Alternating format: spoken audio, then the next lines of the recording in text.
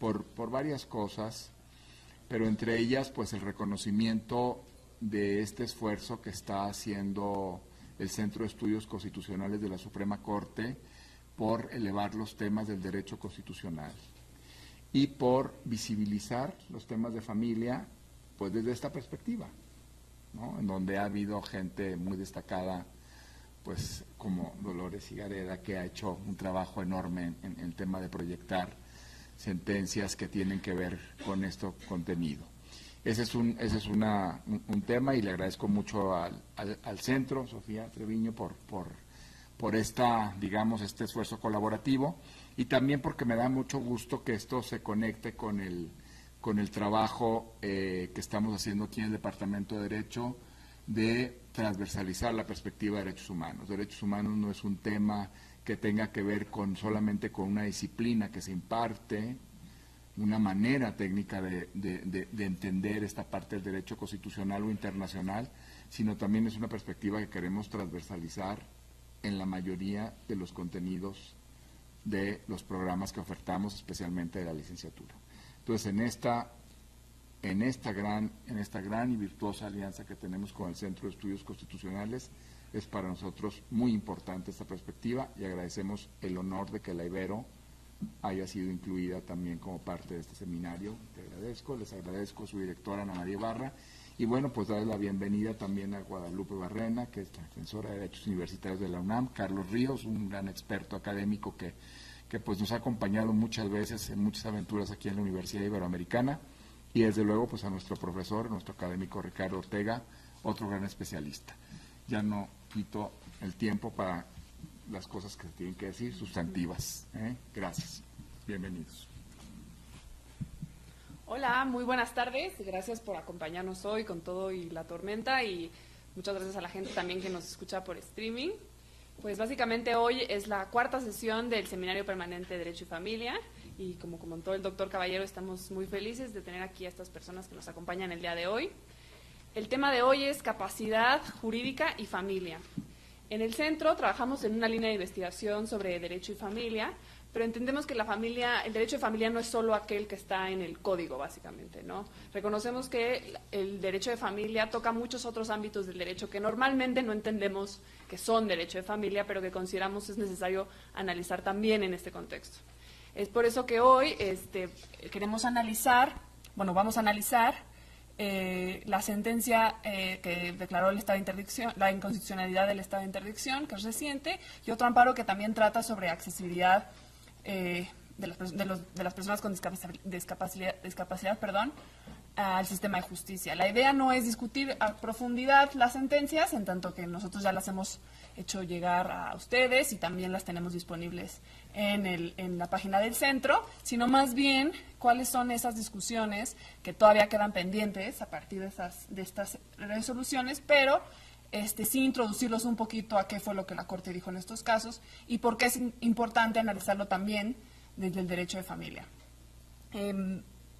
Cada uno de los ponentes tendrá alrededor de entre 15 y 20 minutos para exponer un poco sobre lo que traen preparado, y luego abriremos la discusión para preguntas y respuestas. Comenzará la maestra Dolores Higareda, ella es secretaria de Estudio y Cuenta de la ponencia del ministro Alfredo Gutiérrez Ortiz Mena. Continuará la doctora Guadalupe Barrena. Después tendremos al Carlos Ríos, que nos acompaña a través de videoconferencia, le agradecemos mucho el esfuerzo. Y finalmente Ricardo Ortega, que es profesor aquí de la Ibero, como mencionó el doctor Caballero. Pues ya por el momento es todo lo que tengo yo que decir. Circulamos también algunas como tarjetitas para preguntas. La idea es que ustedes hagan sus preguntas hoy, pero si se quedan con cualquier cosa, la pueden también hacer a través de la tarjeta. Entonces le doy la palabra a Dolores Higareda. Es que son los dos micrófonos. Son los dos. Este es el de la tele. Perfecto. A ver si me dicen si se oye bien. Bueno, primero quiero dar las gracias, uno, a la Universidad Iberoamericana, al director del Departamento de Derecho, porque además me han invitado a formar desde un par de años a su claustro como profesora, con lo cual, siempre he encontrado aquí una mano amiga y una calidez. Desde luego el Centro de Estudios Constitucionales, que además está haciendo cosas muy interesantes en estos temas y que para mí, que trabajo derecho de familia, derecho civil, pues es de vital importancia la difusión de todos estos criterios que finalmente tienen incidencia en la vida diaria de muchísimas de las personas, o casi más bien de todas las personas.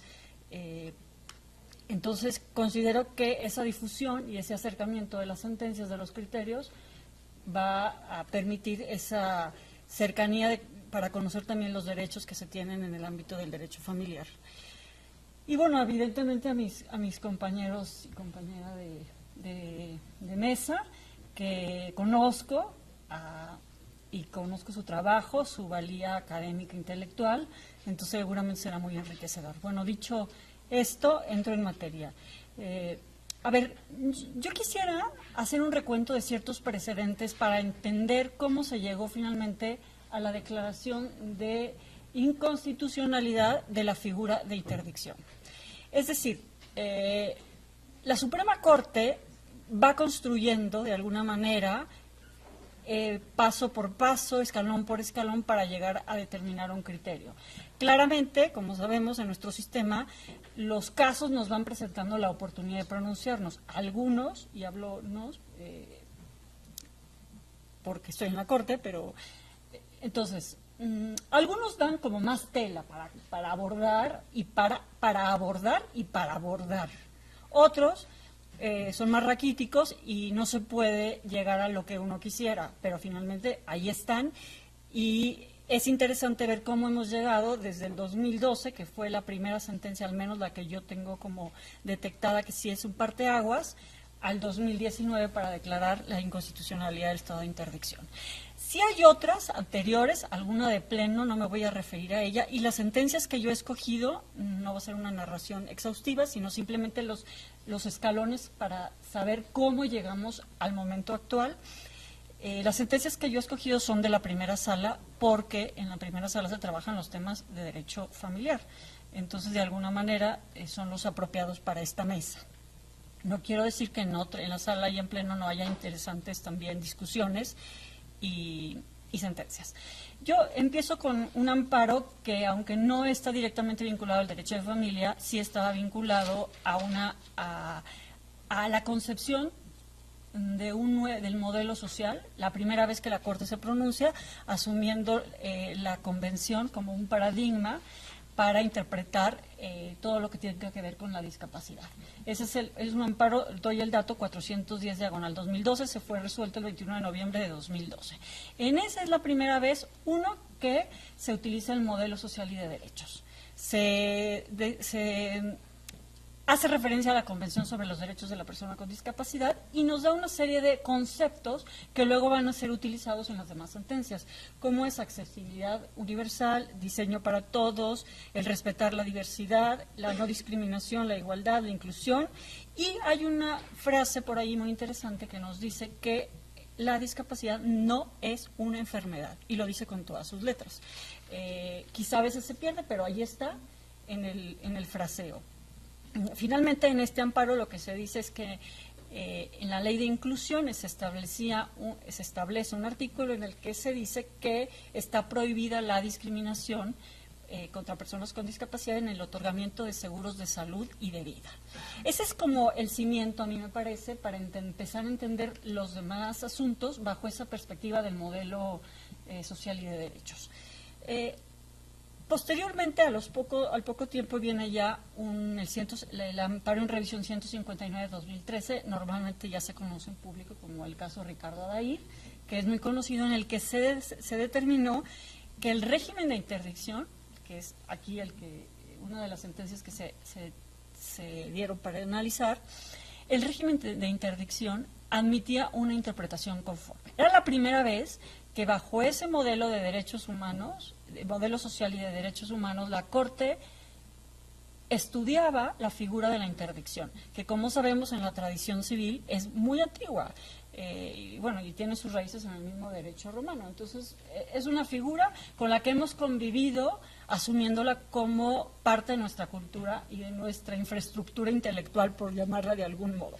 Allí estaba el régimen de interdicción y con serios cuestionamientos, pero de alguna manera aceptado tanto cultural, socialmente como jurídicamente. Y se pone a prueba, se dice que si bien este régimen de interdicción asume un modelo de sustitución de la voluntad, para que sea acorde con los derechos, con la Constitución y con la Convención sobre los Derechos de las Personas con Discapacidad, tiene que ser interpretado, sí y solo sí, si se entiende que el tutor, bajo el modelo de asistencia, y el tutor es, de alguna manera, aquella persona que va a asistir para la toma de decisiones. Todo esto, desde luego que yo estoy resumiendo conceptos por la brevedad del tiempo, pero es interesante, ¿no?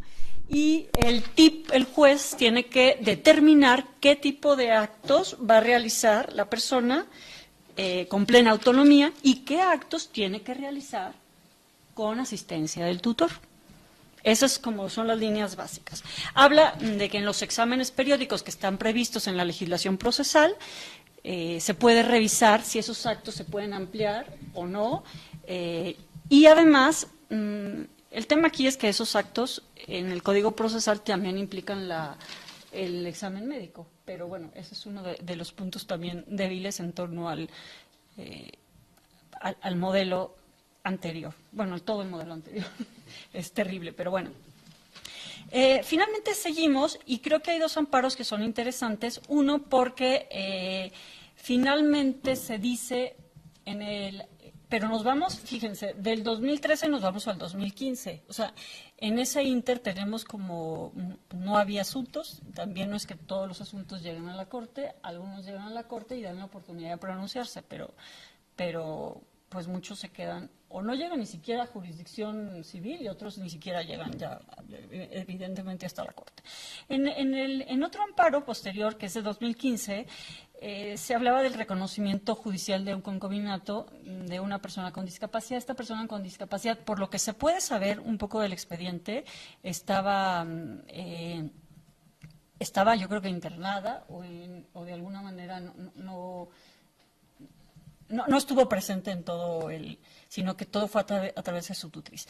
Pero el tema aquí era, la supuesta concubina quería que se declarara judicialmente el concubinato y la Corte, analizando el expediente, llegó a la conclusión de que para interpretar si había o no concubinato tenía que acudirse como al acervo probatorio en el que había que interpretar la posible voluntad de la persona, que en ese momento ya no podía manifestar su voluntad, para interpretar si había concubinato o no había concubinato, evidentemente concatenado con otras pruebas periciales pero testimoniales. Entonces, ¿cuál es el tema aquí? Que se enfatiza que ante una posible ausencia de voluntad hay que tratar de interpretar cuál fue la voluntad y preferencias de la persona, conforme a los datos que se tengan. Un poco más, un poco menos, pero digamos que se va a dar la primacía a esa voluntad de alguna manera expresada y no al interés que tendría su tutriz, en este caso era tutriz, para decir si sí o si no. Es decir, se hace de alguna manera de lado la tutriz para entender qué es lo que él hubiera querido o él cómo había manifestado la voluntad previamente. Seguimos y tenemos un amparo en el 2017, otra vez 2 años pasan y llegamos al 2017 y en el 2017 encontramos que una persona que estaba sujeta a estado de interdicción acude para decir que a ella la declararon en estado de interdicción, pero nunca se le escuchó y por lo tanto no pudo expresar lo que a su derecho convenía. El tema es curioso porque ella impugnaba el derecho de audiencia, pero no el sistema de interdicción. Entonces, finalmente, el juez de distrito le concedió el amparo, llegó a la Corte porque la autoridad responsable, que era el gobierno del Estado y el consejero jurídico y esto, dijo, oye, no, sí te escuchamos porque escuchamos a tu tutor. En cuanto empieza el procedimiento, se nombra un tutor y nosotros que te escuchamos, no tienes razón. Y además decía, como no hay una privación de derechos, el inicio del proceso es un acto de molestia. En la doctrina de la Corte, el tema de actos de molestia, actos de privación, para determinar quién tiene derecho de audiencia, es toda una doctrina muy complicada ahorita, pero finalmente dice, no es un acto de privación de derechos, es un acto de molestia, no te tengo que dar audiencia previa. La Corte le dice, a ver, el juez de distrito hizo bien y finalmente el derecho de audiencia no se satisface con la participación del tutor. Se tiene que dar una intervención personal y directa a la persona con discapacidad. Y como solo eso me planteaste, no me puedo meter en la constitucionalidad del estado de interdicción, sino que debo solo, es decir, sí tienen que escucharte, no se satisface con el derecho del tutor y sí es un acto privativo, no es un acto de molestia. Seguimos en el curso del tiempo. Aquí una cosa interesante es que en la sentencia se dice que es obligación de los jueces y juezas dotar de eficacia jurídica la convención.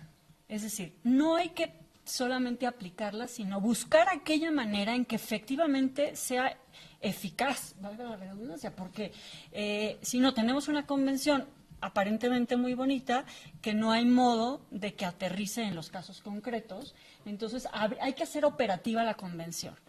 Esa es una de las cuestiones, y siempre optar por la solución jurídica que haga operativa la convención. Entre las posibles soluciones jurídicas, optar por esa. Seguimos en el tiempo y nos vamos del 2017, seguimos, y viene un amparo que está relacionado con el que ahora se ve, que es el 404.441.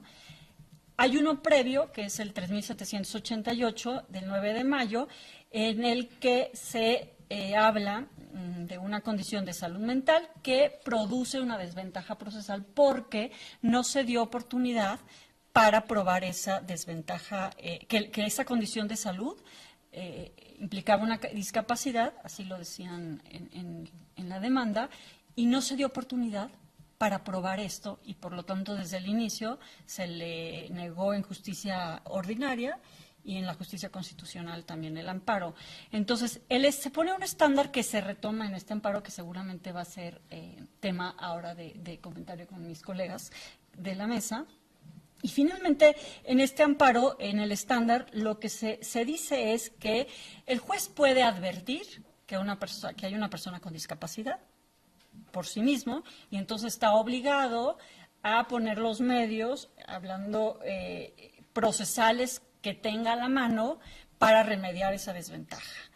Pero también sucede que una persona se puede autoascribir o puede hacerlo valer, y entonces tiene que hacer ciertos ajustes y tiene que motivar si de alguna manera esos ajustes no los realiza para remediar la desventaja procesal.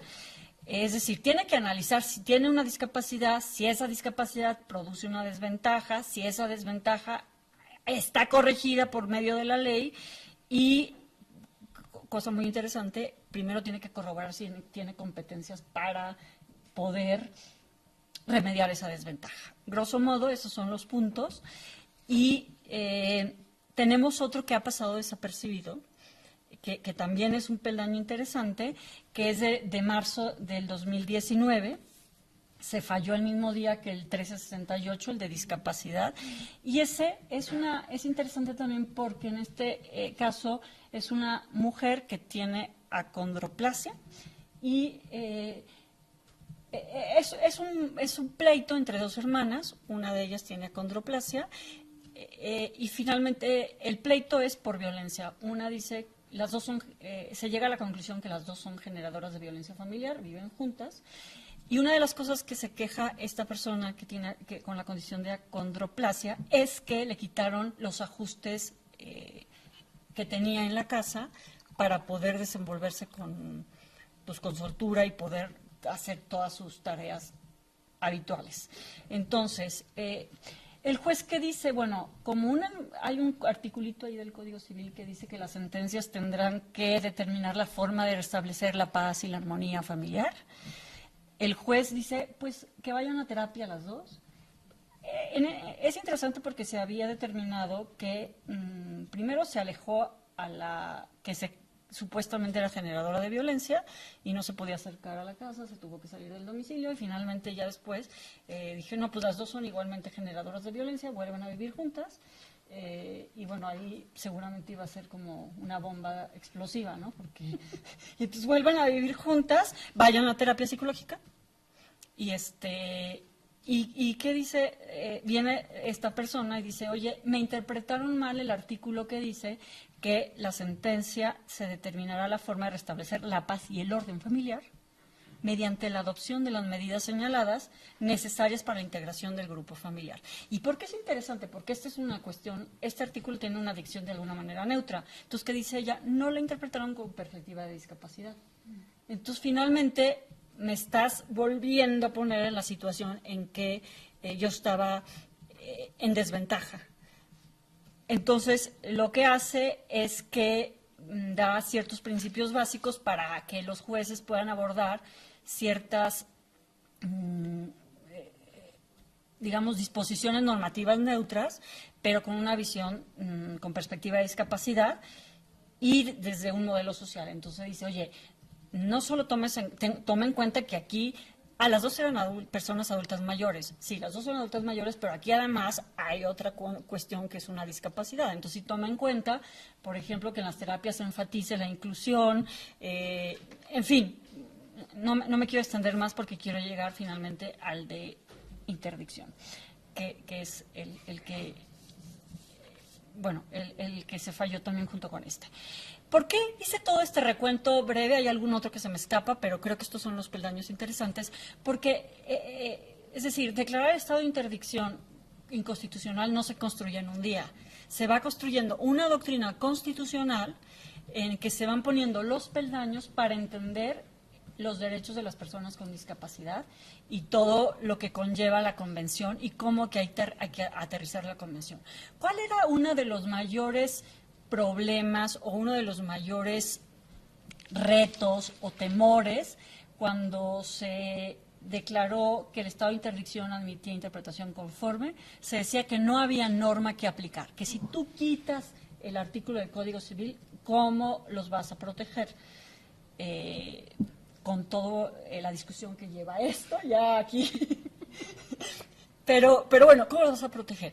Y se nos olvidaba que se puede aplicar directamente la convención. Justamente ahí tenemos una convención, un instrumento, y finalmente ese fue uno de los motivos que llegó importante para determinar la inconstitucionalidad.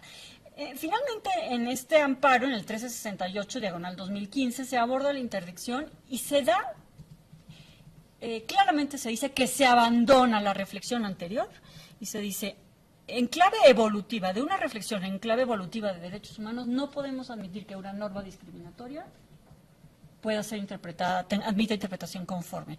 ¿Por qué? Porque las normas discriminatorias, por el solo hecho de existir, están produciendo una discriminación continua. Y esto es tomado ya es jurisprudencia, una tesis jurisprudencial, y es tomada del tema de matrimonio igualitario. En el caso de Adair todavía no se tenía esta doctrina clara. Va evolucionando y entonces se toma para decir, la figura de interdicción, por el solo hecho de existir, es discriminatoria. Por lo tanto, no puede haber normas discriminatorias existiendo por ahí porque están produciendo efectos discriminatorios. Abandonamos esa concepción y nos vamos a declarar el estado de interdicción como inconstitucional, contrario al principio a los principios de igualdad y no discriminación, entre otros. Es interesante el planteamiento que hacen aquí el quejoso, porque no solo hablan de capacidad jurídica, que sabemos que, y seguramente lo abordarán mis colegas, la capacidad jurídica pues es la llave para muchas acceso a derechos, o sea, es muy importante, sino que también habla del derecho a una vida independiente, que tampoco había dado la oportunidad de la Corte en pronunciarse. Por lo menos ya hay un pronunciamiento con el que se puede ir construyendo a futuro, y que también el solo hecho de que exista el estado de interdicción tiene un efecto estigmatizante y estereotipado. Ahí está. Finalmente, también se dice que el estado de interdicción, bueno, es contrario al derecho a una vida independiente, es contrario a los principios de igualdad y no discriminación, y se dan algunos efectos para que la autoridad pueda llevar a cabo un régimen de apoyo en la toma de decisiones y demás.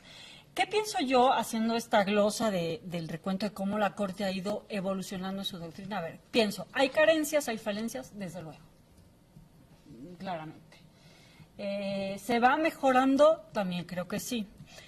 Pero también creo que las sentencias de la Corte en materia de discapacidad han creado, una, visibilidad del tema, sí lo creo. Dos, ha hecho, al ser más la visibilidad del tema, ha hecho lo que no ha hecho, por ejemplo, el legislativo. O sea, ha empujado un cambio también en la sociedad y en la sociedad jurídica, en los operadores jurisdiccionales, a fuerza de estar poniendo el acento con los casos que se han presentado. Que falta permear, que falta afinar conceptos, seguramente, no creo. Eso es interesante, pero ahí está en la discusión. También, insisto, en la segunda sala hay criterios interesantes. En el Pleno se están discutiendo algunas leyes específicas sobre el síndrome de Down, ahora más no recuerdo qué, pero ya hay como una conciencia más clara, uno, de que hay una convención, y esa convención es obligatoria, una convención sobre los derechos de las personas con discapacidad, y es obligatoria. Y cuando quizá en el 2012 apenas se conocía, aunque la convención es desde el 2007, pero en los operadores jurídicos pues, no se conocía, era una novedad.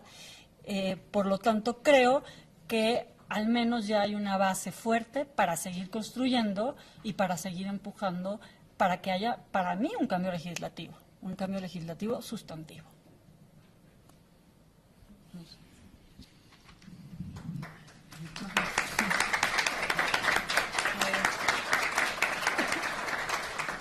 Pues muchísimas gracias a Dolores Higareda.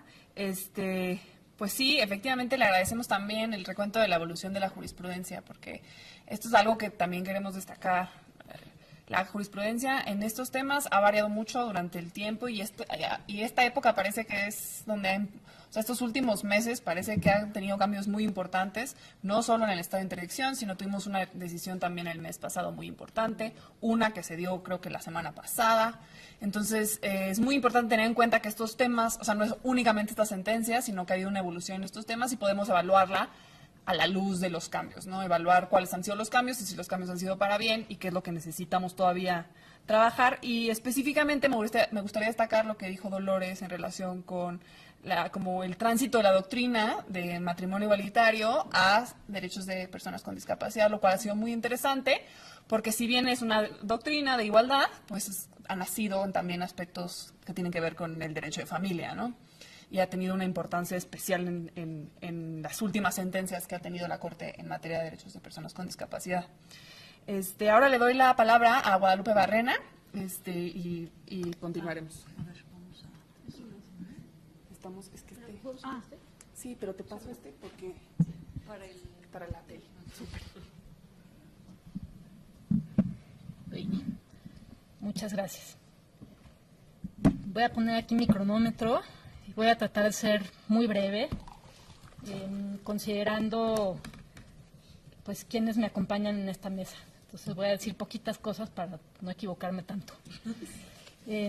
A ver, primero, por supuesto, muchísimas gracias al Centro de Estudios Constitucionales, a la Ibero, por esta invitación. Creo que estoy aquí por el trabajo que hacía en mi vida anterior, litigando algunos casos sobre el tema que nos convoca hoy. Y mi vida anterior, que pues la cosa que más he estudiado en mi vida es Derecho Internacional Público y me encanta. Y por eso quiero comenzar diciendo una cosa que no me canso de repetir. La Convención de Derechos de Personas con Discapacidad es un tratado como cualquier otro de derechos humanos y es un tratado como ningún otro de derechos humanos.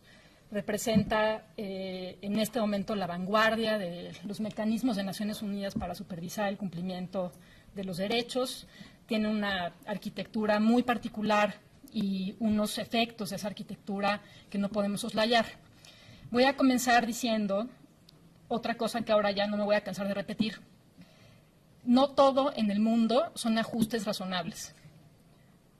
No todo en el mundo son ajustes razonables.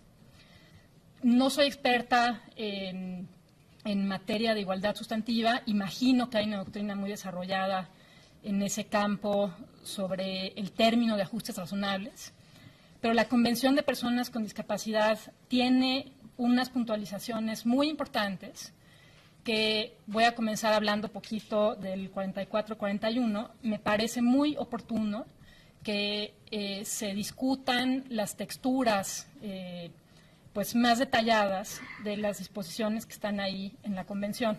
Entonces, cierto, hay una obligación general en el artículo 5 sobre ajustes razonables, pero hay muchas otras cosas más. Hay un artículo 9 sobre accesibilidad que está también digamos, en la parte general de la Convención, y luego ya en el campo de los derechos específicos tenemos términos como apoyos para el ejercicio de la capacidad jurídica en el artículo 12, tenemos derechos de asistencia personal, por ejemplo, en el artículo 19, y por supuesto la estrella del 44-41, tenemos ajustes de procedimiento del artículo 13. Algunas distinciones que me parecen oportunas son, en primer lugar, que los ajustes razonables se aplican cuando una persona los pide, y son para una persona que los pide. La accesibilidad es para un grupo y deben existir antes de que una persona la pida. Notarán que tenemos un intérprete de lengua de señas hoy. Eso es una medida de accesibilidad, por ejemplo. Bueno, no sé si alguien lo pidió en particular, pero no importa. Es para un grupo y entonces tenemos esta medida. En el caso de los ajustes razonables, están sujetos a un criterio de proporcionalidad en la Convención. La accesibilidad no. Por ejemplo, la accesibilidad indicaría que si tú vas a hacer una cosa nueva, como un libro o un edificio, tendría que seguir las reglas de la accesibilidad. Y hay que hacer un plan para transformar las instalaciones o los productos que ya existen para que se conviertan en productos o instalaciones accesibles. Los ajustes razonables no tienen una regla, perdón, los ajustes de procedimiento del artículo 13 no tienen una regla de proporcionalidad.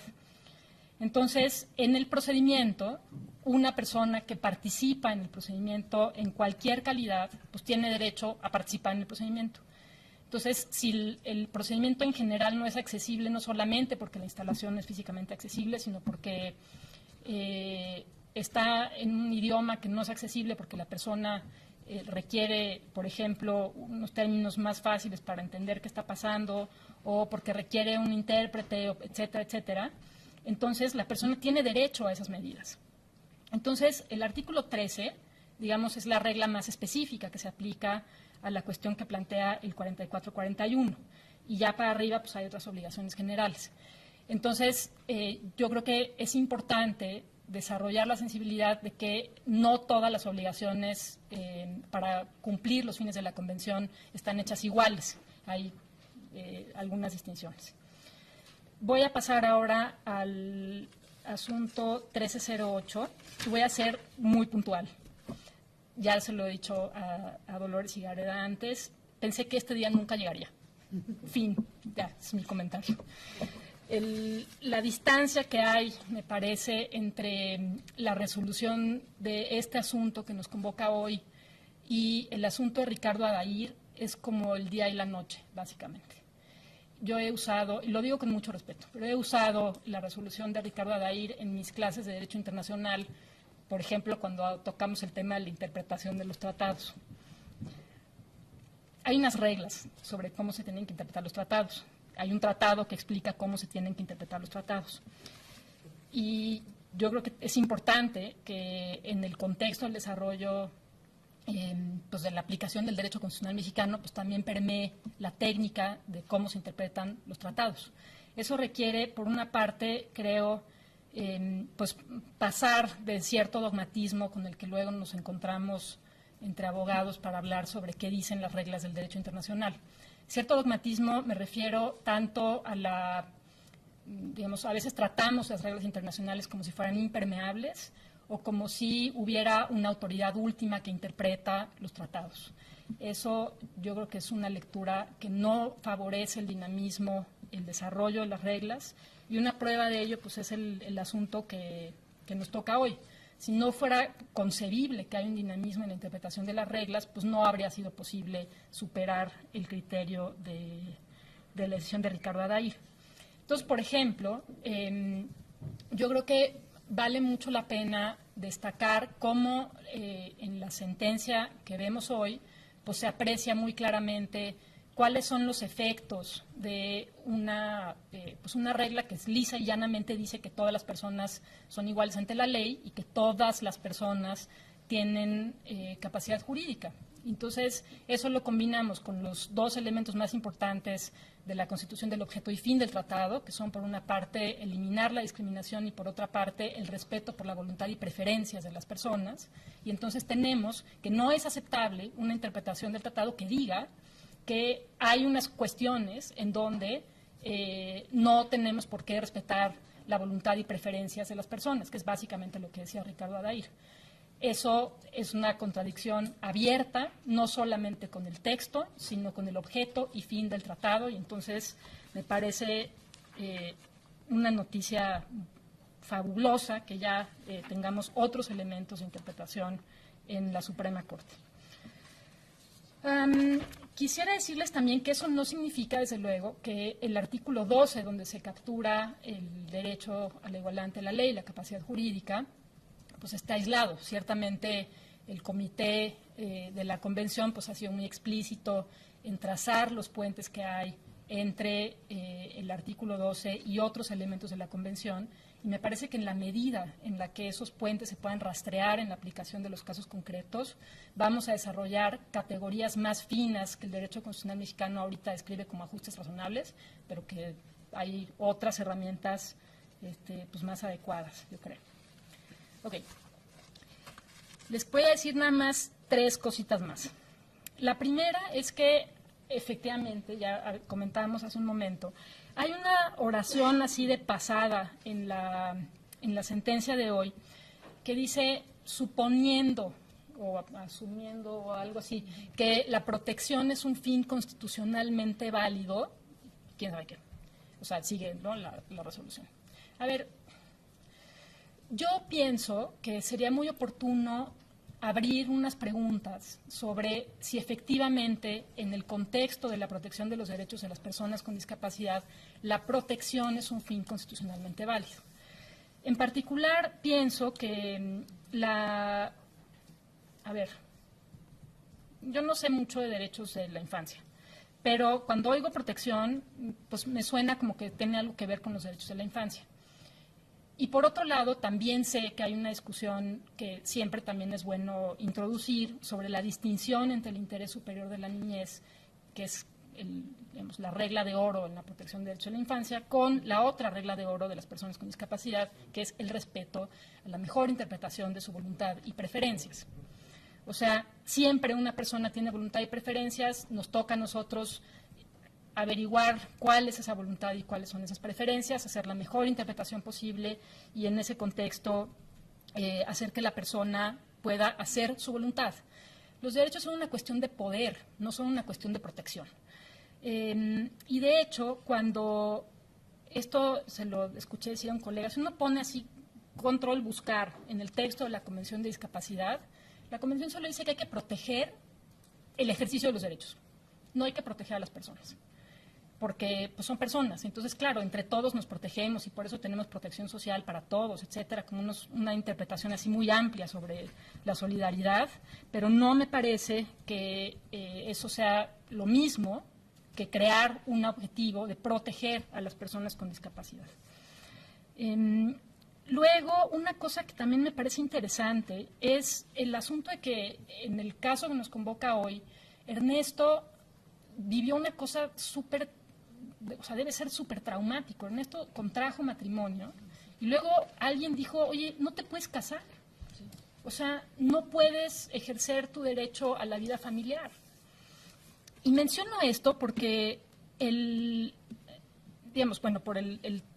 por quien nos convoca, me parece muy interesante, y sobre todo porque creo que también vale la pena empezar a hacer unas distinciones entre las cosas que cubre el artículo 19 de la Convención sobre el derecho a la vida en la comunidad, con otras cosas como el derecho a la vida privada y el derecho a respecto de la vida en el hogar y la familia.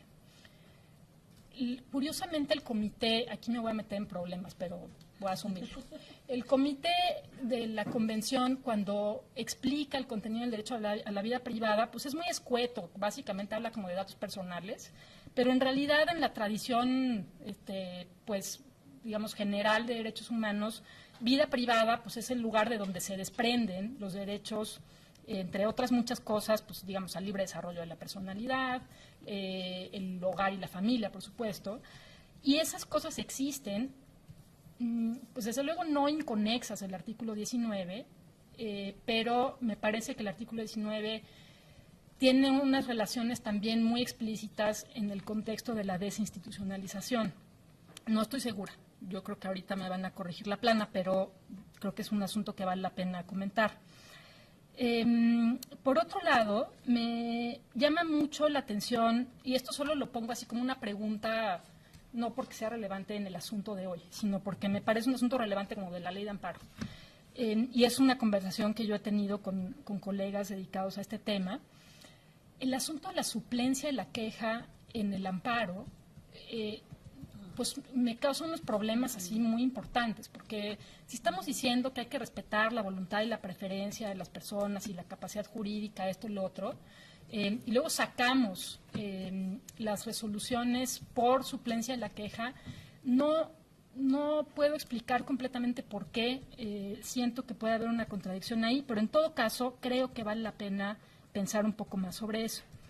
Y ya para finalizar, quisiera poner en la mesa un asunto que, digamos, pasa como un arco por las resoluciones de discapacidad de la primera y la segunda sala, que tiene que ver, o sea, creo que en el fondo seguimos preservando cierto dogmatismo respecto de las implicaciones de los llamados modelos social y modelo médico de la discapacidad.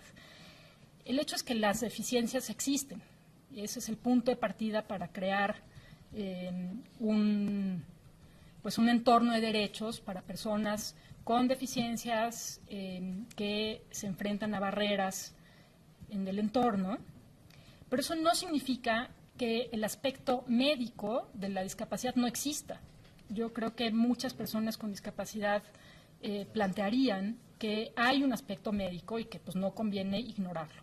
Y eso lo menciono a propósito de unas como menciones así de pasada en los dos asuntos de hoy sobre, por ejemplo, ahí les va, el DSM-4, por ejemplo, que bueno, ya tenemos uno nuevo, pero en fin, el DSM-4 o la clasificación internacional, bueno, el ICF, la clasificación internacional de funcionalidad y discapacidad, o otras categorías de la Organización Mundial de la Salud para clasificar, digamos, las deficiencias.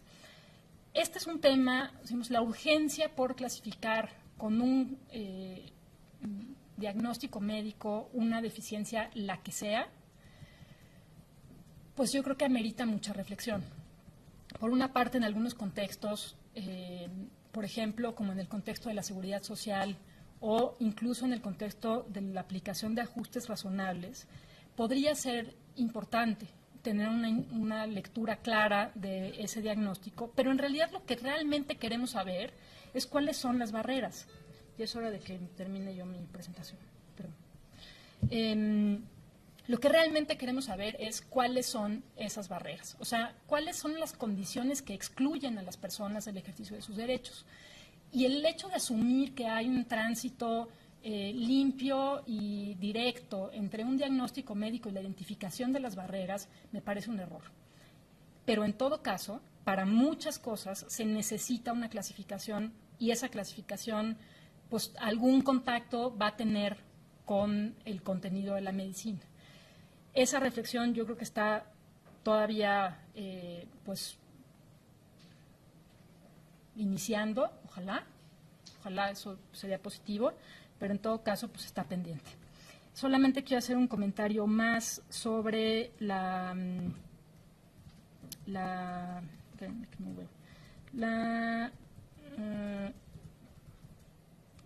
intervención del Poder Judicial frente a la intervención del Poder Legislativo en el tema de capacidad jurídica.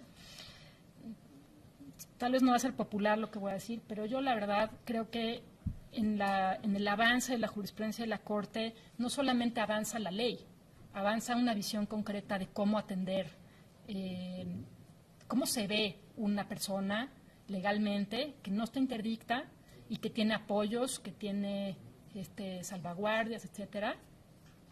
O sea, las condiciones legales del artículo 12 de la Convención, que pues ahí en nuestro dogmatismo está muy bien repetir que pues sí necesita apoyos para el ejercicio de la capacidad jurídica o tiene acceso a apoyos al ejercicio de la capacidad jurídica y se generan unas salvaguardias, etcétera. Pero ¿eso qué significa? O sea, si pintamos un cuadro de un tutor con una persona interdicta, cualquier estudiante de segunda semana de la carrera de Derecho en México sabe exactamente cómo se ve la foto de una persona interdicta con un tutor. Pero no sabemos muy bien en los hechos qué significa una persona con apoyos para el ejercicio de su capacidad jurídica, las salvaguardias, etcétera. Y yo creo que ha sido muy importante en el desarrollo, digamos, no solamente el desarrollo jurisprudencial, sino todo lo que pasa en medio, digamos, las relaciones legales que establecen abogados con clientes que necesitan sus servicios, etcétera. Yo creo que ahí se han ido definiendo muchas cosas que luego se ven o se habla de ellas en los casos, pero que no están en la ley específicamente. Entonces, yo creo que está muy bien que tengamos un diálogo a través del Poder Judicial, si es necesario, pero un diálogo sobre qué significa esta cosa que llamamos apoyos para el ejercicio de la capacidad jurídica, etcétera. Por supuesto, con la compañía de todos nuestros colegas de la región que nos sobrepasan en estos esfuerzos. Pero vamos, o sea, no es una cosa automática, es el hecho de que hagamos un código civil o, bueno, como la cuestión de la Ciudad de México, que diga ya, las personas tienen igualdad de condiciones en el ejercicio de la capacidad jurídica, pues no está tan fácil, porque hay que poner un andamiaje institucional para eso. Entonces hay que pensar cómo vamos a hacer eso y lo ponemos. Creo que eso también pues es una meta en el horizonte. Gracias.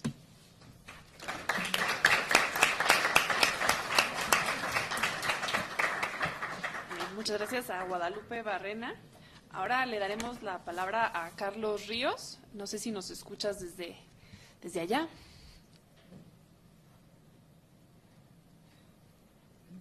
No.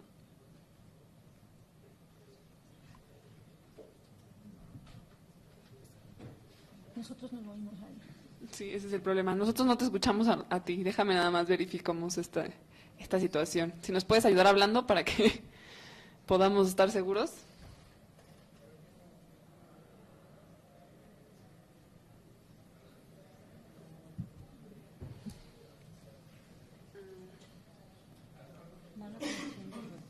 Sí, es que no hay buena conexión de internet.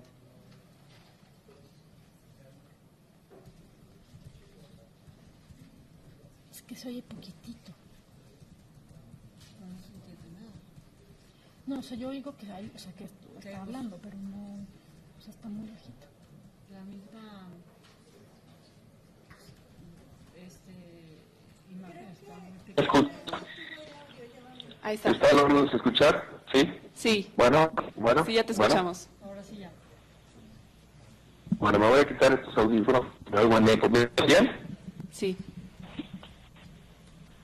Ok. Bueno, pues muchas gracias por la invitación para participar en este seminario. Les agradezco muchas gracias a la Suprema Corte y a los organizadores por la invitación. La primera cuestión que me gustaría resaltar es que esta sentencia, que tiene que ver con la declaración de inconstitucionalidad del régimen de interdicción,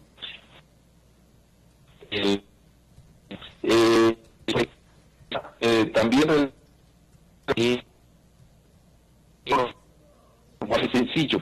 Esto creo que es destacable. Es también materia, contenido mismo de la resolución, porque Ibáñez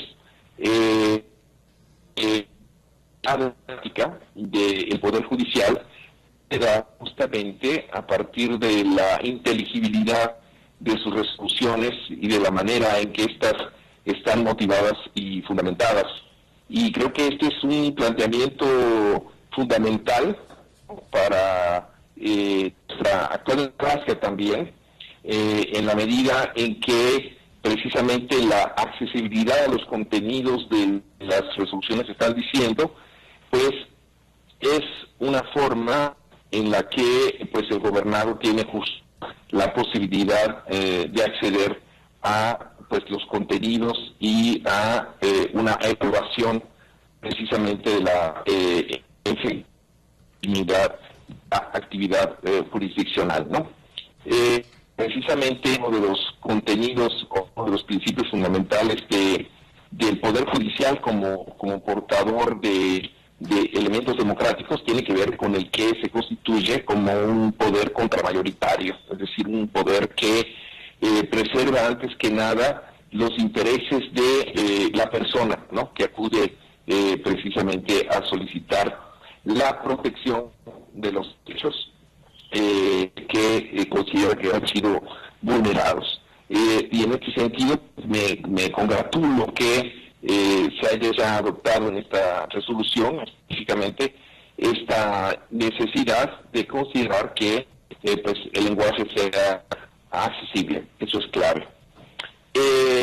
Respecto de los contenidos, pues no me queda más sino que expresar mi muy sorpresa, ¿no?, por cómo se ha ido creando pautas que ha sentado esta agencia para la interpretación constitucional de la Convención sobre los Derechos de las Personas con Discapacidad. Es un precedente muy importante. En América Latina en general se hace un ejemplo de cómo se debe interpretar la Convención. Algunos estados, específicamente el Perú y Colombia, pues lo han hecho por la vía legislativa, desarrollando sendas propuestas convertido como en un estándar del resto del mundo, ¿no?, que son reconocidas como las mejores prácticas, ¿no? Y en el caso de México, pues me parece que también podría decirse que por la vía jurisdiccional, pues se han planteado estándares bien interesantes con respecto a cómo debe ser entendida el ejercicio del derecho a la capacidad jurídica de las personas con discapacidad. Se trata ciertamente no de un derecho que esté completamente conquistado o que está reconocido en este tratado, ¿no? Muchos países todavía se resisten con mucha fuerza a que estos nuevos contenidos pues tengan eficacia en sus jurisdicciones, ¿no? Además, aquellos países que expresamente han formulado reservas, ¿no?, a esta acción que prevé el artículo 12, pues existen aquellos que por la vía de los hechos pues han reconocido el ejercicio, el derecho a la capacidad jurídica de las personas con discapacidad. Pues creo que esta sentencia pauta muy bien cuáles deben ser esos contenidos. Primero de ellos, por supuesto, es la idea de que la capacidad jurídica es un derecho universal. Esto es un derecho que existe para cualquier persona y, por supuesto, incluidas las personas con discapacidad, con independencia del denominado grado de discapacidad.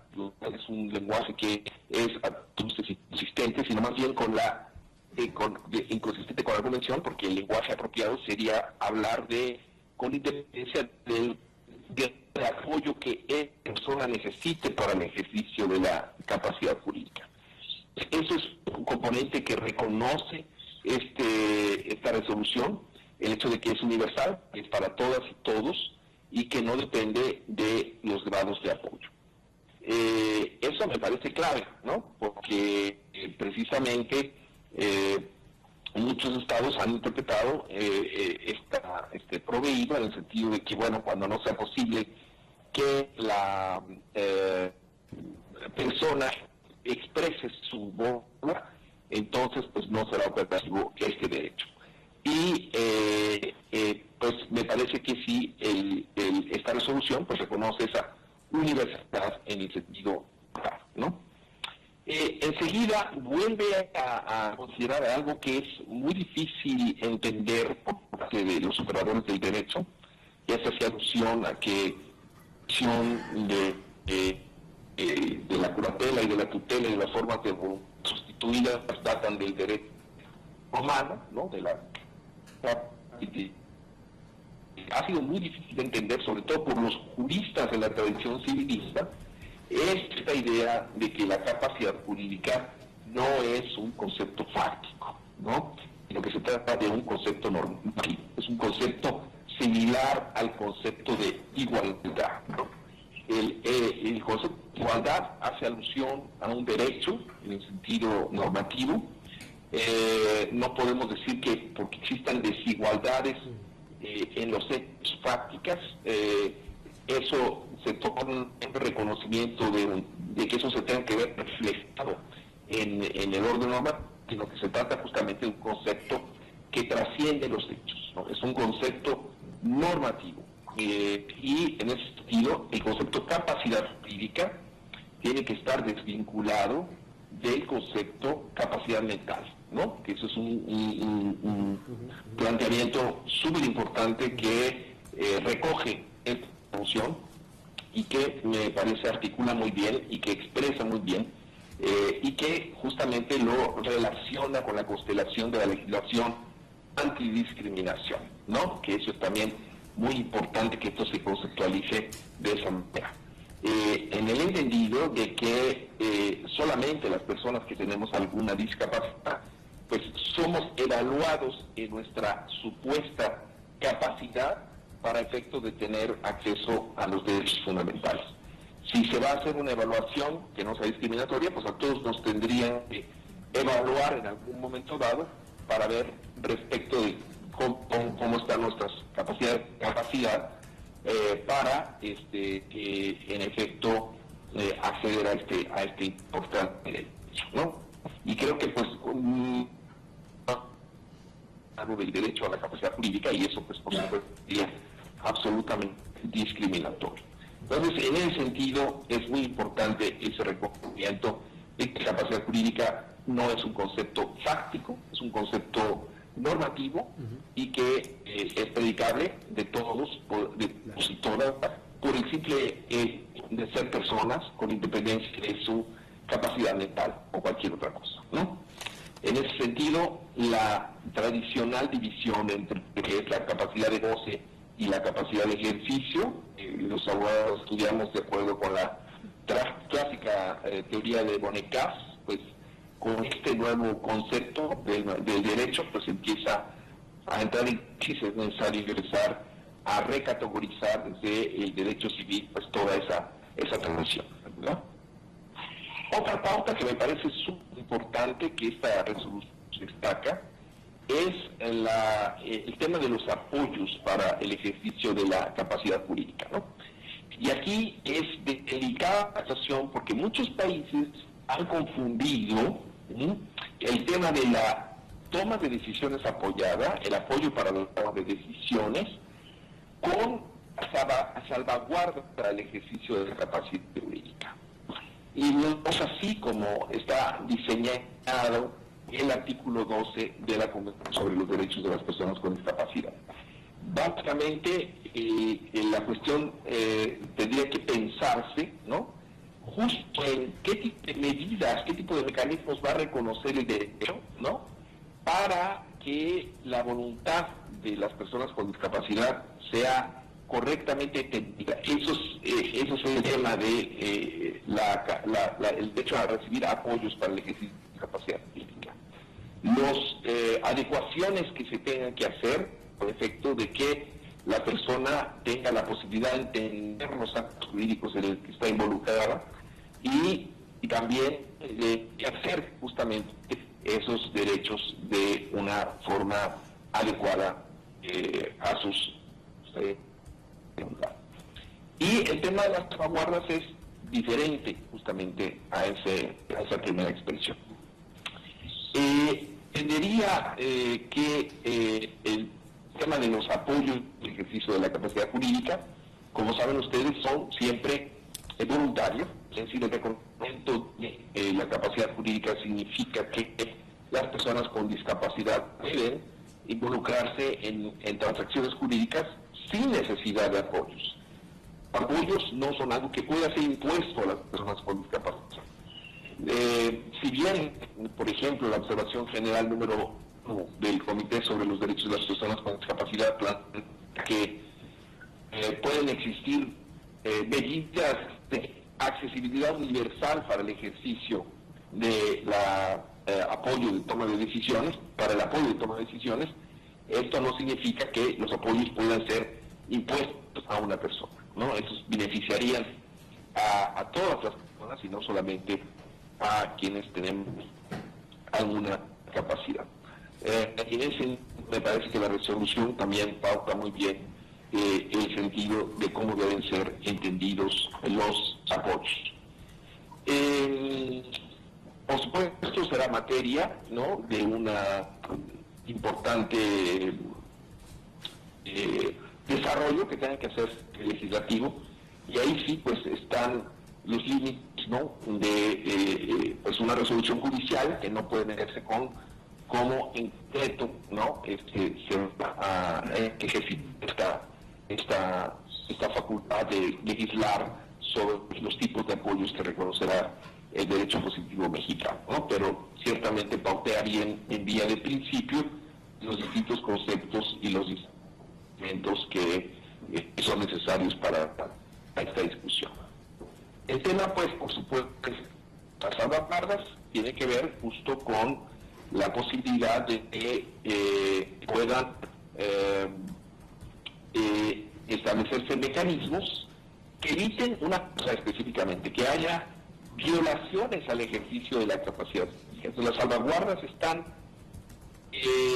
deben estar concebidas y construidas para el efecto de evitar que a la persona se le restrinja su ejercicio de capacidad política y tanto los errores que esa persona pueda cometer en el ejercicio de su, ¿no? El Comité de Derechos de las Personas con Discapacidad aludió en la observación general 1 y en las observaciones finales de distintos países al tema de la dignidad del riesgo, ¿no? Que eso es algo que creo tenemos que tomarnos muy en serio, ¿no? Una persona a la que no se le permite tomar riesgos no es, en estricto sentido, una persona a la que se le esté respetando su dignidad. Y eso me parece, ¿no?, a la hora en que se legisle sobre este importante tema. Los salvaguardas tienen que ver justamente con los mecanismos para asegurarse de que se está respetando la voluntad de preferencias de las personas. No errores que se puedan derivar, es decir, o las consecuencias que de esas decisiones, ¿no? Esas son, así es como se tiene que comprender, me parece, el tema de las salvaguardas. Y bueno, me parece una muy buena sentencia, una buena resolución, un planteo bien consistente, esta resolución de esta interpretación constitucional que hace la primera sala de la Corte. Y pues no me cabe sino felicitar a quienes participaron en la elaboración de esta importante resolución, ¿no? Ciertamente es algo que hay que festejar, ¿no? Hay que celebrar y hay que, por supuesto, difundir para que se logre entender entre quienes están ya diseñando los distintos legislativos que se tiene que implementar. Yo sugerí que a la brevedad, ¿no? Llevamos ya 2 años sin un marco legislativo para poder concretar este importante derecho, que es, como señalaron quienes me antecedieron en el uso de la palabra, pues es un derecho instrumento, es un derecho puente que sirve para el ejercicio del resto de los derechos. Ahora, paso brevemente a la otra resolución que nos pidieron comentar, que es está relacionada con el Estado Directo en Revisión 4441-2018, que me parece una interesantísima resolución, pero que me parece, y esto quisiera yo un poco entrar en más detalles de lo que ya dijo Guadalupe Barrena hace torno, ¿no? Es los ajustes de procedimiento, ¿no? Que son conceptos, si bien similares, con diferencias importantes también, ¿no? ¿Cuál es Carlos, ¿podrías repetir esto último? Es que se nos cortó un poco ¿Sí? ¿Sí me escuchan? Sí, esto último podrías repetirlo un poco porque no te pudimos escuchar. Lo de ajustes razonables, ¿no? Que es lo que ya nos escuchó. Viendo ahora a los pedidos del Plano Directo de Revisión 4441-2018, sí. Y aludió a que esta resolución todavía mantiene, ¿no?, una confusión que es muy usual en el entorno jurídico mexicano, que es la distinción entre conceptos de ajustes razonables y ajustes de procedimiento. Y me gustaría hacer alusión a cuáles son las diferencias y cuáles son las distinciones de estos dos conceptos.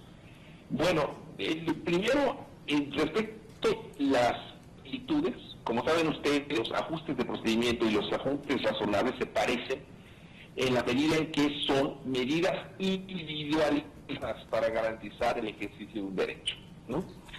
En general, se trata que el ajuste razonable y el ajuste de procedimiento es una medida que adopta el aplicado de quien está obligado a realizar el derecho, está obligado a realizar el ajuste, a efecto de que una persona en particular, con sus requerimientos específicos, pueda acceder al derecho puntualmente, ¿no? Eso es, me parece, la identidad de los conceptos, se emparenta. Pero la diferencia específica es que los ajustes de procedimiento, a diferencia de los ajustes razonables, no están sujetos a este examen de razonabilidad, en la razonabilidad de la aplicación, ¿no? Pues el ajuste de procedimiento hace alusión a derechos fundamentales como son las garantías procesales, ¿no?, que identifica los pactos, el Pacto Internacional de Derechos Civiles y Políticos y la Convención Americana sobre Derechos Humanos, ¿no?, que son derechos procesales que no pueden derogarse en el caso de las personas con discapacidad. Entonces no están sujetos los ajustes de procedimiento, no deben estar sujetos los ajustes de procedimiento a la examen de razonabilidad, ¿no? Como si no están los ajustes. Entre otras razones, pues yo creo también a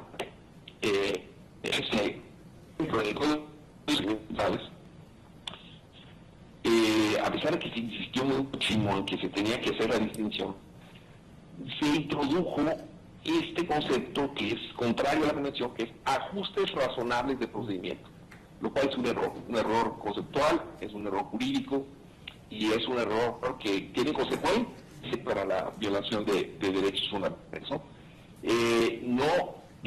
No hay una carga de ponderación para ver cuándo se va a aplicar un ajuste.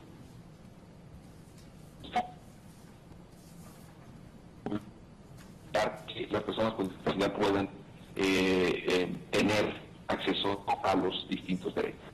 Y como el derecho procesal es instrumento para los derechos sustantivos, ¿no?, pues yo más decía, importante ahora, derecho procesal, por ejemplo, el derecho sustantivo le toca al delincuente un solo pelo, ¿verdad? Es del proceso que se logra, ¿no?, para pues la instrumentación de los derechos sustantivos. Y la denegada, ¿no?, que se negaran estos ajustes de procedimiento por razones de cargas para las otras partes, por ejemplo. Y esa solución, desafortunadamente, me parece que ocurre en ese error, ¿no? Pero bueno, yo con esto, pues, me gustaría concluir, nuevamente agradeciendo la poder participar en este evento.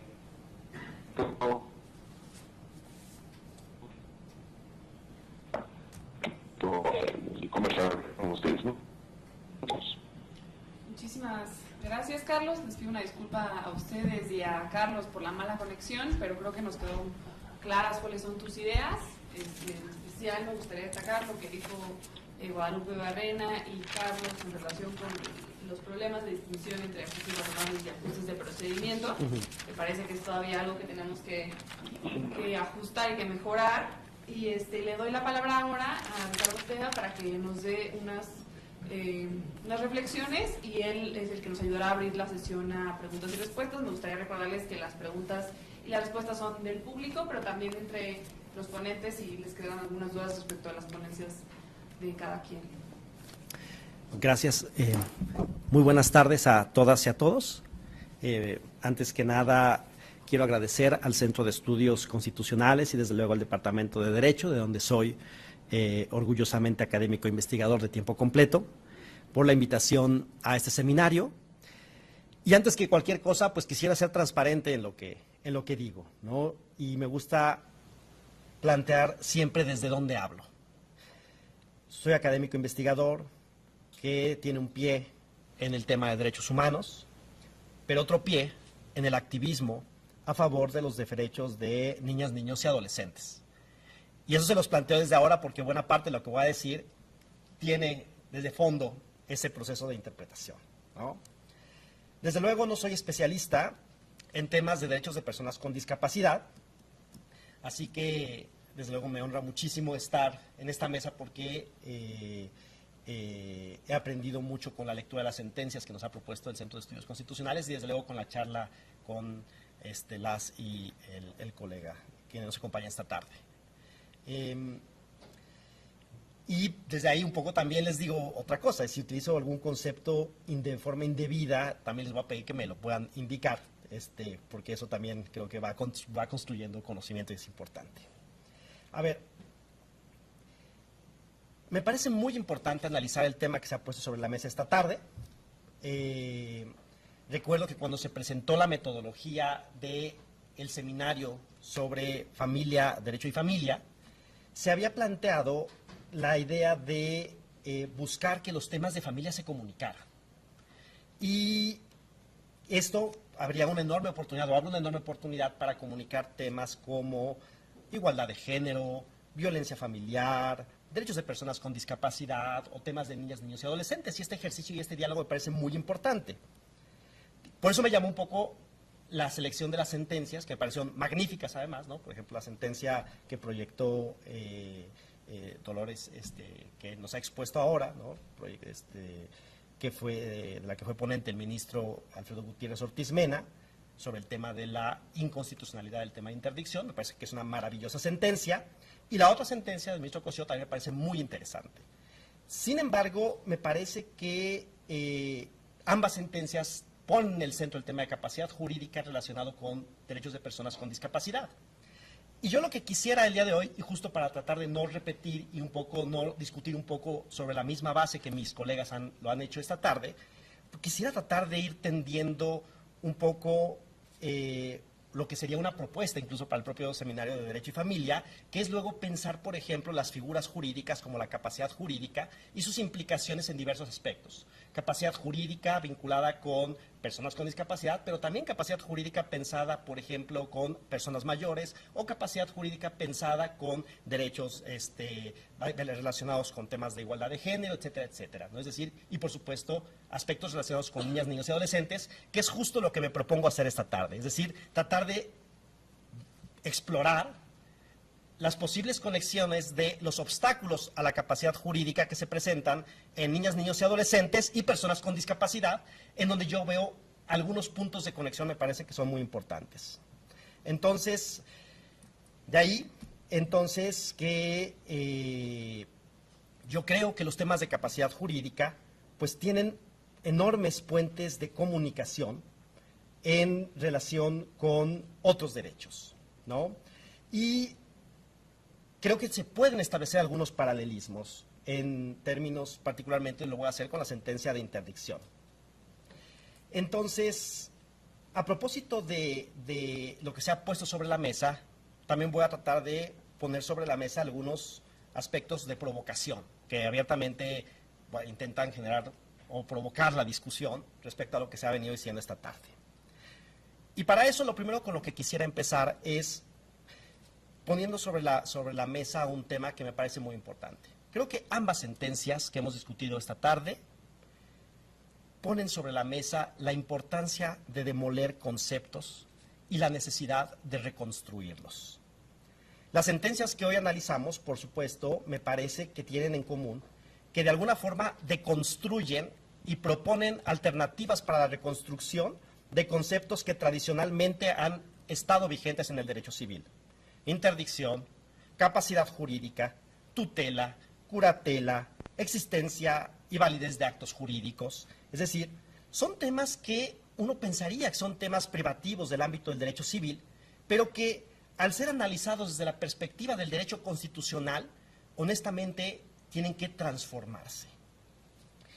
Yo me atrevería a decir que muchos de los obstáculos que enfrentan las personas para acceder a sus derechos se deben a categorías jurídicas, y ahí creo que tenemos las escuelas de derecho una enorme responsabilidad, que han sido aprendidas en clases de derecho civil, muchas de ellas con una importante tradición del derecho romano, y que se han convertido en una suerte de camisas de fuerza para pensar su reconstrucción a la luz de las obligaciones internacionales en materia de derechos humanos. Y esto yo creo que al menos nos demuestra dos cosas. La primera es que el derecho civil y el resto de los campos del derecho no pueden seguir siendo campos estancos, sino que requieren una revisión y una redeterminación a la luz de las obligaciones en materia de derechos humanos. Y una segunda cuestión es atrevernos a cuestionar conceptos que tradicionalmente se han enseñado y reproducido en las escuelas de derecho. De ahí que justo lo que voy a tratar de hacer es poner sobre la mesa 3 o 4 de los problemas que observo asociados con capacidad jurídica de personas con discapacidad y de niñas, niños y adolescentes. Primer tema, binomio entre capacidad e incapacidad. Me parece que la sentencia de interdicción, y basándose en los principios de la Convención sobre Derechos de Personas con Discapacidad, justamente cuestiona que la figura tradicional del derecho civil llamada interdicción parte de una dicotomía entre quien tiene capacidad de ejercicio y quien no la tiene. De ahí que entonces la interdicción plantea la idea de la existencia de un tutor que sustituye la voluntad de las personas y no que les apoya en la toma de sus decisiones. En pocas palabras, quién es sujeto y quién es objeto en el derecho. En el caso de las personas con discapacidad, a quien se le declara en estado de interdicción, se le cosifica. A las niñas, niños y adolescentes, históricamente, se les ha privado capacidad de ejercicio y de la misma forma se les cosifica. No sé, yo no sé a quién de quienes están presentes en esta sala, ¿no?, que le dijeran, mira, fíjate que vas a tener esta enorme cantidad de derechos, puedes gozarlos, pero no puedes ejercerlos. Yo no sé a quién le guste eso, ¿no? O sea, yo diría, bueno, entonces, ¿para qué me sirven esos derechos? O, honestamente, pues, no me sirven esos derechos, o no, en realidad no los tengo. Pero, curiosamente, esto es lo que hacemos cuando le negamos la capacidad jurídica a las personas. Y creo que la sentencia, de alguna forma, lo refiere de manera clara, ¿no? La figura de interdicción genera un efecto de cosificación, de transformación de la persona en objeto de protección. Y eso es lo que curiosamente ha pasado históricamente con niñas, niños y adolescentes. Pero también ha pasado con otros grupos. O sea, curiosamente, ¿no?, ha pasado con a las mujeres que se les negaba la posibilidad de tomar decisiones de tipo civil, se les restringe a las personas mayores y muchos grupos que históricamente han estado en condiciones de desventaja, lo primero que se les suprime es la posibilidad de tomar decisiones por sí mismas o por sí mismos. Yo creo que la idea de la interdicción parte de la premisa de que una persona o tiene capacidad jurídica o no la tiene. Y si no la tiene, pues no puede decidir dónde quiere vivir, a qué médicos quiere asistir, a ser atendido, si quiere vender un inmueble o no. Y de alguna forma, las personas que tienen capacidad jurídica tienen autonomía para poder decidir qué hacer, ya sea que tomen buenas o malas decisiones. A las personas que no tienen autonomía, se les anula, por ejemplo, la posibilidad de tomar malas decisiones, ¿no? Pues porque para eso tienen un tutor, que quién mejor que él tome una decisión por ellas y por ellos.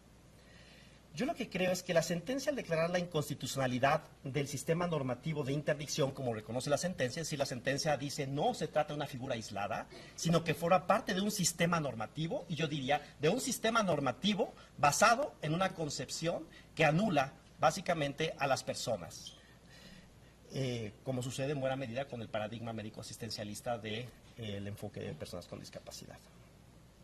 De ahí que para el Estado, lo relevante en los juicios de interdicción es que pues, el Estado pueda sustituir su voluntad y alguien más tome decisiones por ellos, y no necesariamente que cuenten con apoyos no sustitutivos de la voluntad que contribuyan a las personas con discapacidad para que puedan ejercer su voluntad. Y eso mismo pasa con las niñas, niños y adolescentes. Históricamente se ha dicho que las niñas, niños y adolescentes tienen capacidad de goce, pero no tienen capacidad de ejercicio, ¿no? Incluso la sentencia refiere, por ejemplo, al artículo 23 del Código Civil para el Distrito Federal, que voy a leer rápidamente.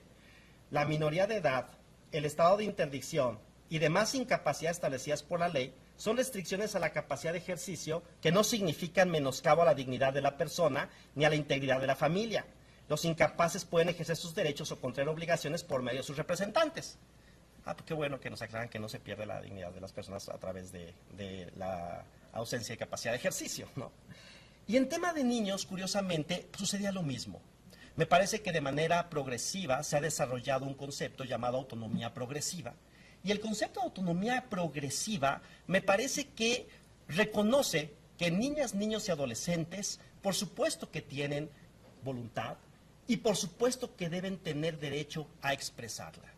El principio de autonomía progresiva reconoce, ¿no?, que niñas, niños y adolescentes tienen derecho a un mayor o a un menor grado de intermediación de las personas adultas. No significa que niñas, niños y adolescentes no puedan tomar decisiones. Y no significa que niñas, niños y adolescentes no puedan ejercer una voluntad. Lo que significa es que requieren un apoyo de carácter proporcional en función de las necesidades que ellas y ellos tienen. De ahí que me parece que esta idea de autonomía progresiva es bastante similar a la idea asociada a los apoyos no sustitutivos de la voluntad. Es decir, implica un proceso de análisis proporcional en relación a, uno, no privar de la autonomía de voluntad a las personas, y número dos, generar apoyos para que las personas puedan tomar las mejores decisiones. Segundo tema, capacidad mental, capacidad jurídica.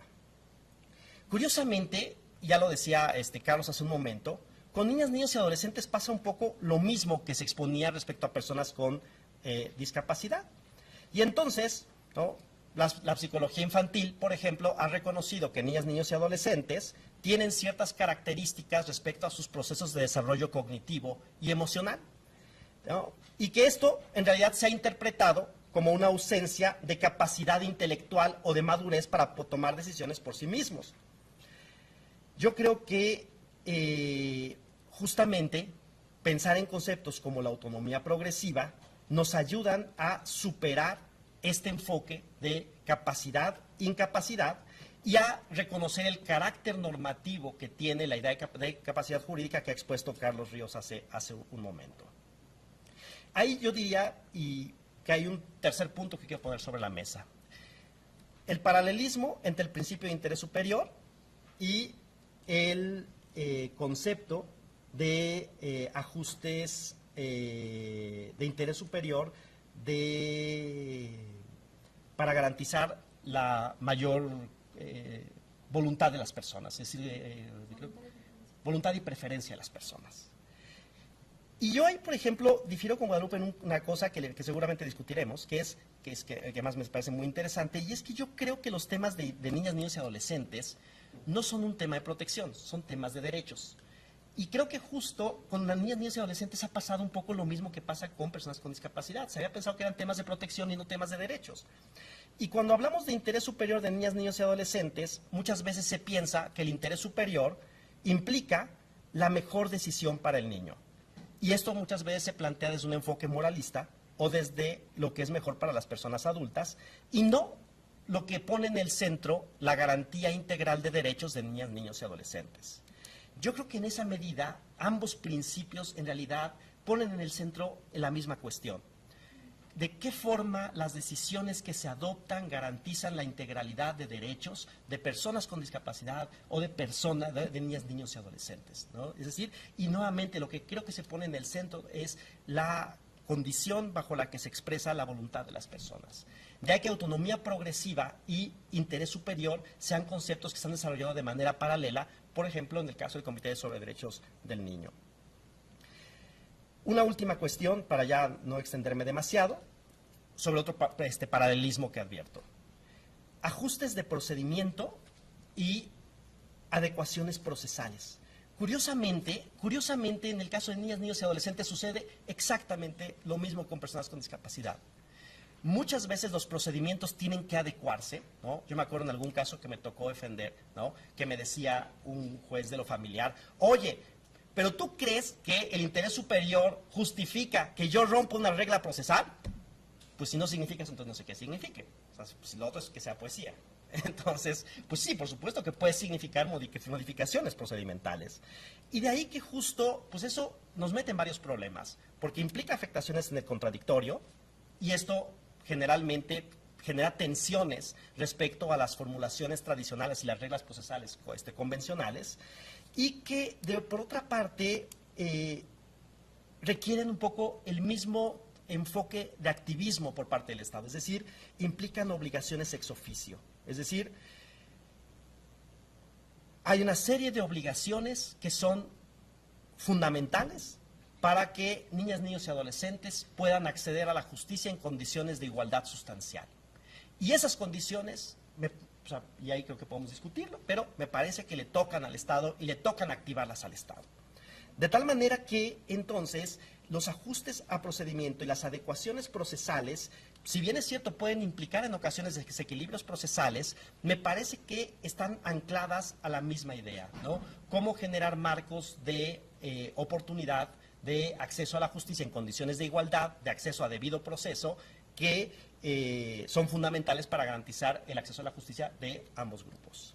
Y bueno, me parece que, por lo tanto, y esto lo pongo como un tema a discutir en la mesa, sería bien interesante luego generar un proceso de diálogo respecto a los estándares que se van construyendo en el tratamiento de los temas de diferentes grupos que históricamente han sufrido condiciones de desventaja. Me parece que, es decir, yo les cuento una anécdota rapidísima. Acabo de elaborar un manual sobre la representación jurídica de niñas, niños y adolescentes para la implementación del Sistema Nacional de Protección de Niñas, Niños y Adolescentes, ¿no? Que patrocina el DIF y UNICEF México. Y una de las herramientas que he utilizado para pensar el tema de la representación jurídica de niñas, niños y adolescentes ha sido categorías asociadas con los temas de apoyos no sustitutivos a la voluntad, que me parece que pueden dialogar de manera muy interesante.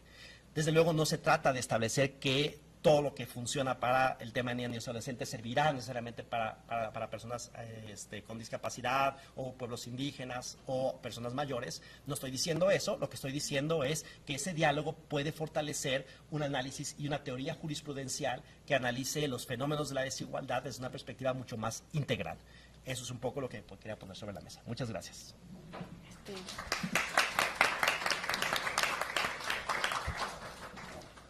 Muchísimas gracias a Ricardo. Ahora nos gustaría abrir la sesión a preguntas, si es que ustedes tienen alguna pregunta, o si no, a comentarios propios de la mesa. Parece que surgieron temas muy interesantes, en específico sobre la posibilidad de diálogo entre derechos de los niños y derechos de las personas con discapacidad, pero también cuestiones sobre el concepto de capacidad como un concepto normativo, que es de todo o nada y que termina suprimiendo la voluntad.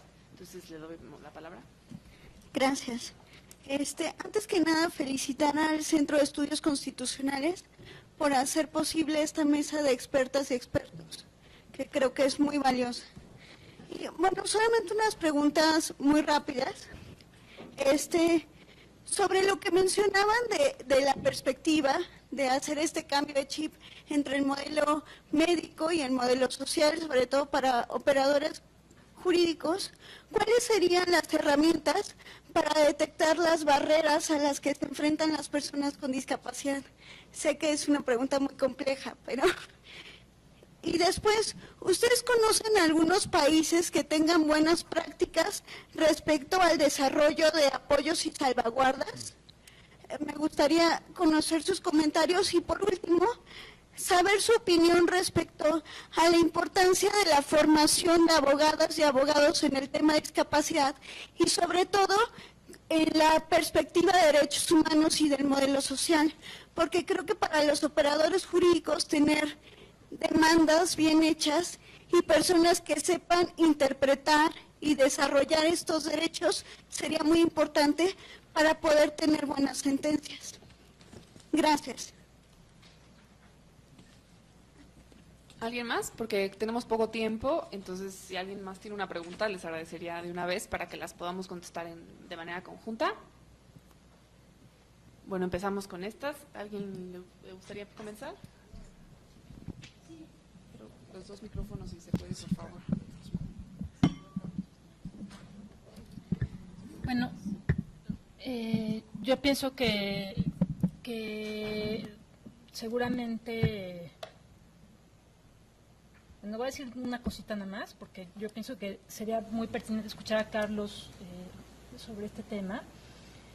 A ver, yo creo que es una pregunta bien compleja, Mariana, pero sé que ahorita hay un proceso de construcción de unos indicadores sobre la Convención de Discapacidad, en particular, digo, de varios de sus artículos, el 12 de ellos incluido. Y básicamente creo que el desafío pues, es modernizar esta cosa que se conoce como el set de Washington, que creo que está todavía muy construido desde el punto de vista de la clasificación internacional de funcionalidad. Es decir, me parece que todavía tiene una preponderancia, creo que injustificada, sobre la condición médica propiamente. Yo creo que hemos visto desde la perspectiva como del caso por caso, la identificación de las barreras pues no me parece tan compleja, ¿no? Especialmente si hablamos de temas como capacidad jurídica. Como para hacer cualquier cosa necesitas capacidad jurídica, pues casi cualquier pregunta que hagas se relaciona con el ejercicio de la capacidad jurídica de las personas. Alguna colega me decía, pues, ¿por qué no preguntan mejor si las personas tienen acceso a una credencial para votar, si tiene seguridad social, si tiene una licencia de conducir, digamos, cosas que una persona adulta pues asumimos que tienes así en tu cartera, ¿no? Y que para una persona con discapacidad, como una consecuencia de una mala interpretación de la ley muchas veces, pues se convierte en un desafío mayúsculo. Por ejemplo, cosas que nos pueden parecer simples como un pasaporte, para una persona con discapacidad puede ser un reto mayor. No necesariamente porque la ley diga que hay que tener un juicio de interdicción, sino porque algún funcionario administrativo en un lugar hizo una circular y entonces pues se necesita que la persona lleve su sentencia de interdicción, ¿no? Eso desde el punto de vista del acceso, digamos, pues al ejercicio de los derechos. Y así, no sé, supongo que podrías hacer un catálogo así como de uno por uno, así del catálogo de derechos de la Convención, a ver cómo identifico esto, digamos, salud, seguridad social, vida cultural, participación en la vida política, en fin.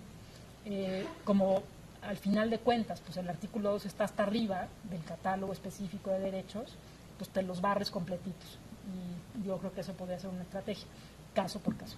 Ya pasó una encuesta así, digamos, nacional de discriminación en el sentido de barreras frente a la discapacidad, barreras frente a la deficiencia, digamos, de los tipos de deficiencia que normalmente provocan procedimientos de interdicción.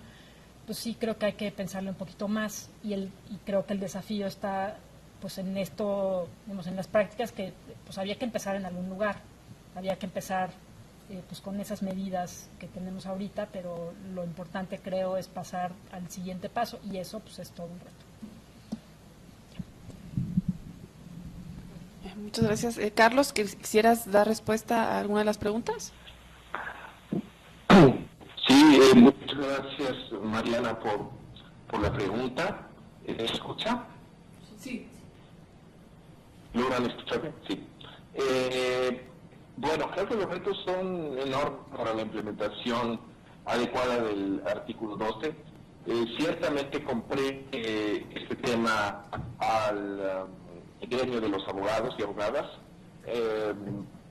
y bueno, por supuesto a las universidades, sin duda, que tienen que modificar sus currículos precisamente para manifestar, para reflejar este cambio tan importante.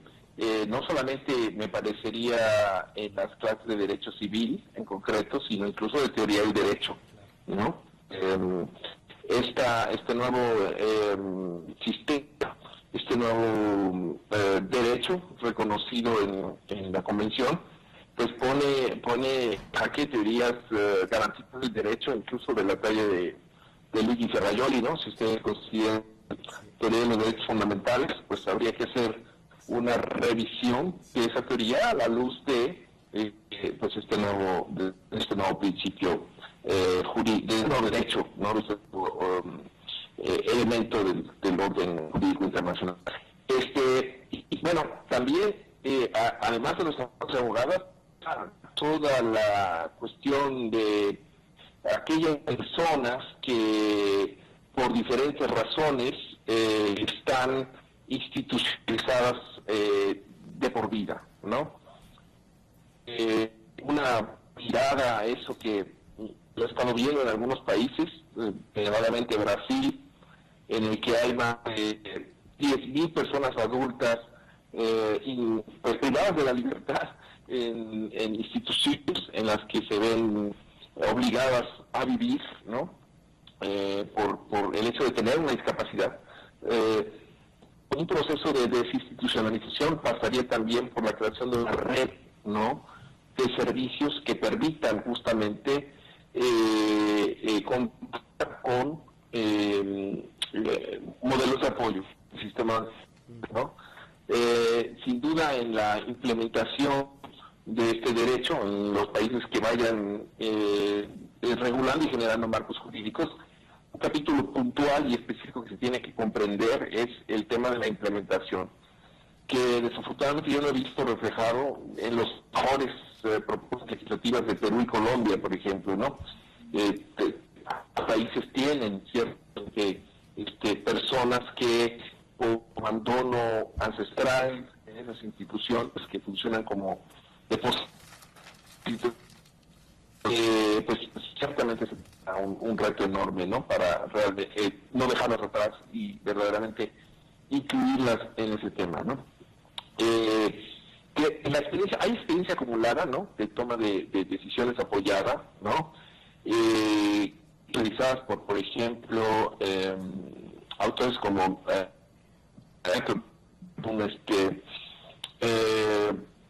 un canadiense que de distintos modelos de